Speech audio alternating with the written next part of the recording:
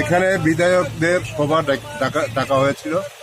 বিধায়কদের কোনো সমর্থন ছাড়াই এখানে ঘোষণা করা হয়েছে। বিধায়কদের সমর্থন বা বিরোধিতা এই সমস্ত কোনো কিছুর আগেই ঘোষণা হয়ে গেছে। স্যার এই বিষয়ে কি আপনিও কি স্যার রামপ্রসাদ পালের সঙ্গে একমত? না, বিধায়কদেরকে ডেকে এখানে যদি বিধায়কদের কোনো মতামত না নিয়ে যদি হয় তাহলে তো রামপ্রসাদ পালের সাথে একমত আমি। তো আপনি কি মুখ্যমন্ত্রী হিসেবে ডক্টর মানিক সাহাকে মেনে নিতে পারছেন? আমরা সংগঠন দেখেছি, তারপর এখন রাজ্যসভার এমপি হয়েছেন, আমাদের কোনো আপত্তি ছিল না। কিন্তু এখন এতজন এমএলএ থাকার পরে একজন এমপিকে আবার চিফ মিনিস্টার করা হবে, আমাদের বিধায়কদের মধ্যে কি কোনো কেউ উপযুক্ত লোক নেই?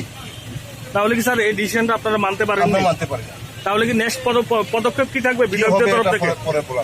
স্যার কবে আমরা নাগাদ জানতে পারবো আপনাদের পরে পদক্ষেপ? আগামীকালকেই জানবেন। স্যার আজকে কোন বিধায়ক উপস্থিত ছিল? আজকে সবাই ছিল।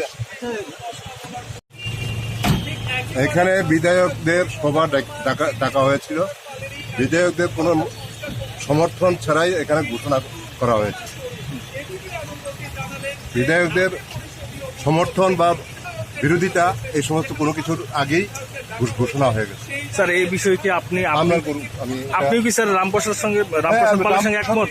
না, বিধায়কদেরকে ডেকে এখানে যদি বিধায়কদের কোনো মতামত না নিয়ে যদি হয় তাহলে তো রামপ্রসাদ পালের সাথে একমত আমি।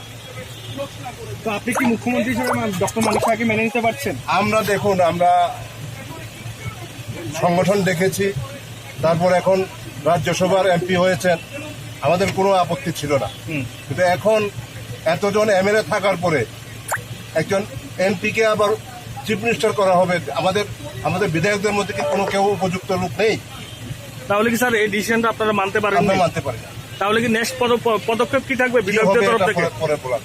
স্যার কবে আমরা নাগাদ জানতে পারবো আপনাদের পরে পদক্ষেপ? আগামীকালকেই জানবেন। আজকে কোন বিধায়ক উপস্থিত ছিল? আজকে সবাই ছিল।